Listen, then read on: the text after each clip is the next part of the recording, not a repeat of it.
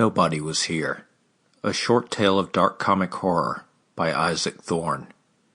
Narrated by Isaac Thorne. Published by Lost Hollow Books.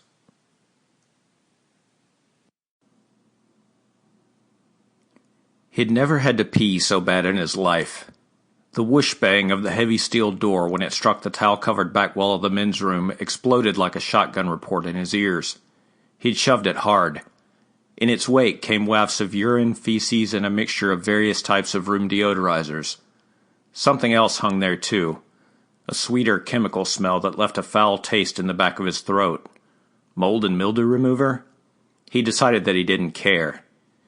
He grabbed at the front of his pants and had one panicked moment when he couldn't find the zipper slider. Then the familiar little metal rectangle fell between the thumb and index finger of his right hand. He held his breath and yanked on it, snatching the zipper down with too much force. It made a smallish ripped sound when he hit bottom. Most likely he had torn a stitch in the crotch of his threadbare dockers. He decided that he didn't care about that either. A second later he completed the launch sequence, narrowly avoiding a drizzle down his own leg. 8 ounces of coffee and 16 ounces of bottled water ripped out of him like a water jet from the end of a fire hose. He wanted to scream, and nearly did, but the pain of the explosive exit had already subsided by the time the first drops hit the porcelain back of the urinal. The sound of his waterfall reverberated throughout the restroom.